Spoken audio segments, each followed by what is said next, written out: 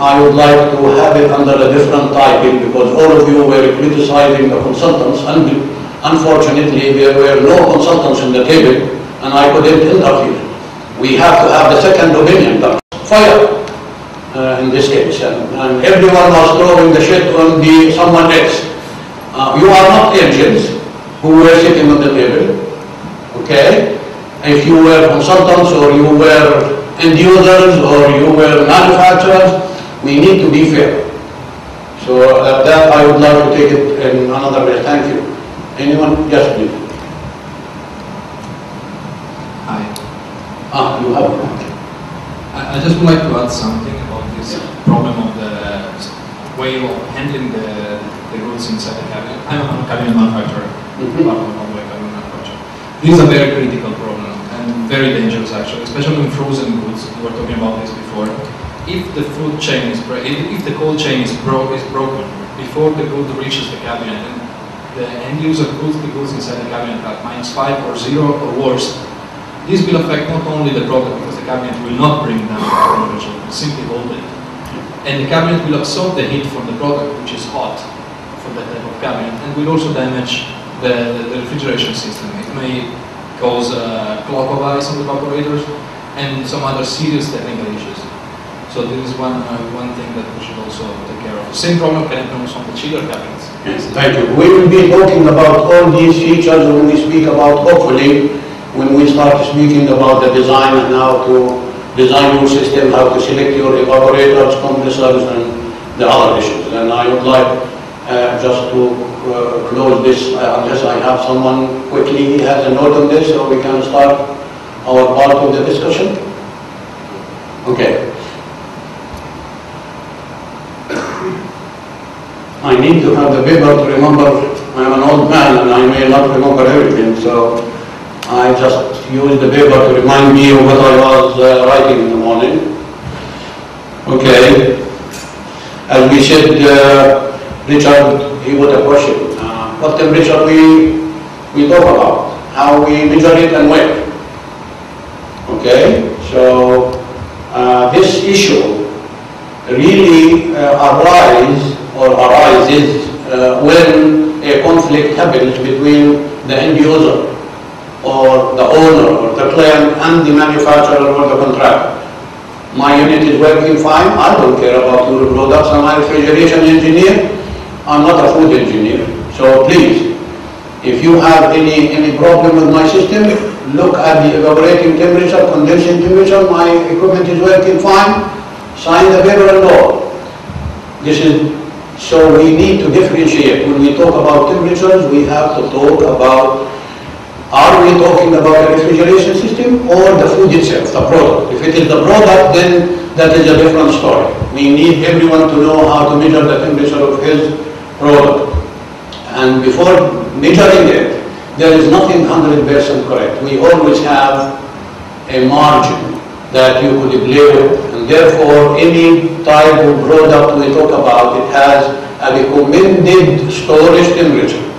And the storage temperature also depends on the recommended duration of storage.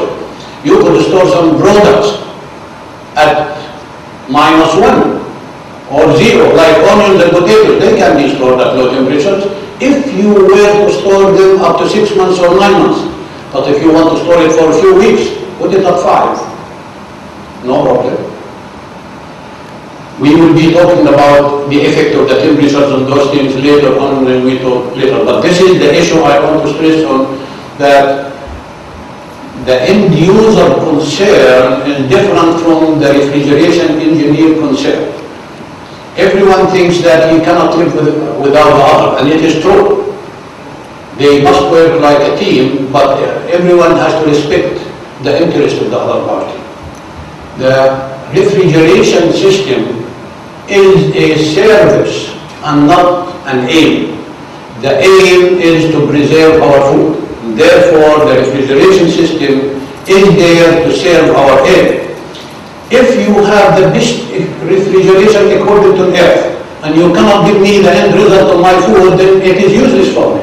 I am paying money not because I love to see refrigeration equipment.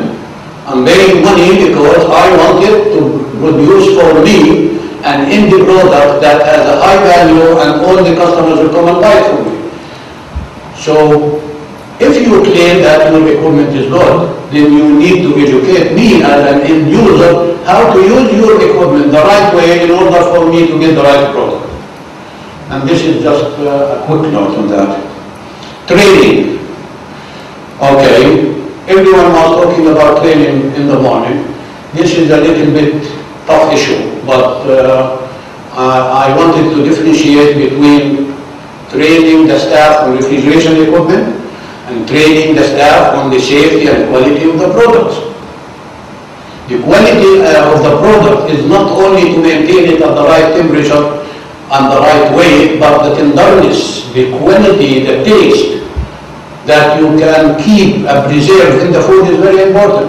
So this is not a refrigeration engineer job. Therefore, the staff who works at the end user in particular, or the wholesalers who store huge quantities of that product, must be also trained on how to handle the food. And this is the job of the food staff rather than the refrigeration engineer staff. When it comes to refrigeration equipment, we have three parties. We have the client who always squeeze the price to the rock bottom, and it is his right, it is his money. But we have also the contractor who tries to sell it at the highest possible because it is also his right. So they have to come up with something in the middle that is acceptable to both. The contractor will also do the same like the manufacturer. What happens if, and this is a problem, what happens when the contractor, the client insists on a very cheap price, the contractor will say, yes sir, and he will give him still within the bracket of the contract, but the lowest level of equality, rather than giving him the highest level of equality if the price is little bit juicy. And this is something that we cannot stop. So we do want to always blame the manufacturer, his equipment is not good.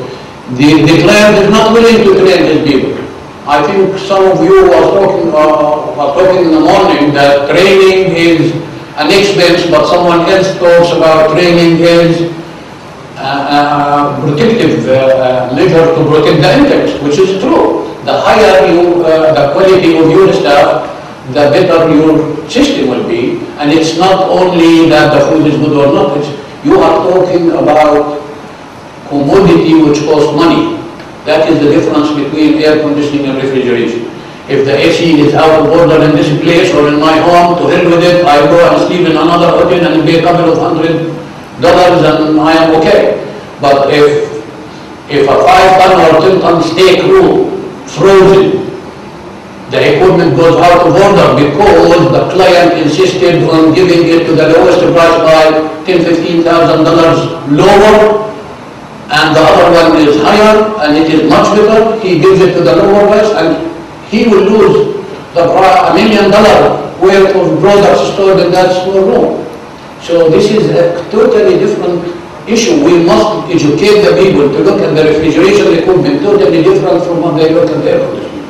Air conditioning is a comfort type issue. Refrigeration, especially in food, deals with products that cost a lot of money. And therefore, the clients must be educated, and this is the media, the engineers, and everyone's job to tell them, don't panic too much, don't squeeze too much, because ultimately you will be in a trouble. The owner doesn't like to stock spare parts. He wants to buy it when it is needed, although it is nothing. Why he doesn't stock spare parts? All of you are talking about a lot of compressors and relays and motors are out of order, and the manufacturer is not listening. Manufacturer is selling everywhere around the world. You are one out of many, and probably he is not happy with your service. You have given him hard time to pay his money. So why not stock your own spare parts? Train your people. Ask for universal type spare parts to be installed in your equipment whenever you buy equipment. There are a lot of ways where you can protect yourself. Unfortunately, this is another issue. How to protect the product from contamination. Some of you were talking about this, and I would like to delay this until we talk about the products today, tomorrow, because I had seen some things that needs attention at the supermarket. No consultants. And this is where I like to stop. They had been criticized too much in the morning, and there was no one to talk about or defend the consultants. The problem is no one is born with experience. I have been in this business for about 40, 41 years, 25, 30 years of it in refrigeration, and without me being exposed, and I admit I made little mistakes, and I also can tell you that there have been little mistakes from manufacturers and contractors also, but I learned from those mistakes. Without us giving the consultants the chance and criticize them if they make mistakes. I'm not saying let them escape. No, tell him you made a mistake. Face him with the problem. But don't say this consultant, I will never deal with him again. He made a big mistake for me. From where he will learn? Why the consultants on the air conditioning are the best in the world in Dubai now? Because they have been exposed and given the chance to do little jobs and improve themselves by time. The refrigeration, no one gave any of them the chance. I remember when I was looking to get jobs, I did very long list of refrigeration jobs, including cold stores, 10,000, 20,000, 15,000 tons, and lot of food staff. But most of my work was not a direct order on consultation. They say consultants, they make their money from just talking and writing papers and copy and paste. Why we should give them the orders? That is not true, not all of them. And I can admit that a lot of them also are available in the market. But you should be able to choose the right people. The second thing is, air conditioning is different from refrigeration. Refrigeration equipment is tailor-made. I'm not talking about the end user, small retailers like what we saw today, which is a commodity, which is a standard product you can buy every day. But when you talk about a freezing line, or a chilling line, or a huge cold store, this is a custom-made system. The engineer, the consultant like myself, I don't design the equipment, I design the system. And this is a big difference. When you criticize a compressor, and we'll talk about this when we come to the efficiency, when you criticize a compressor, it's not my choice. It is your choice because I gave you the pros and cons of the manufacturers and their equipment, and you choose that particular one. You criticize me on the system, the total system.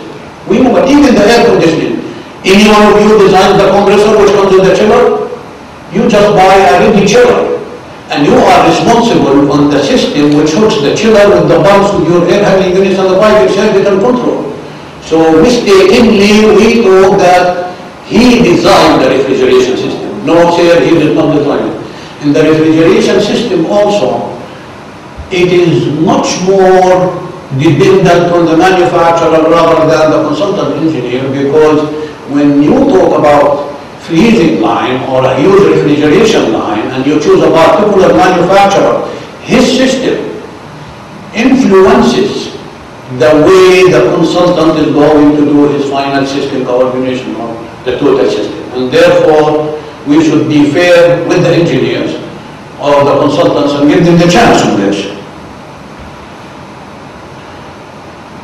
Refrigerants. We talk about refrigerants also, why we are not using for power savings and things like this, why we are not using the what we call natural refrigerants. I love ammonia.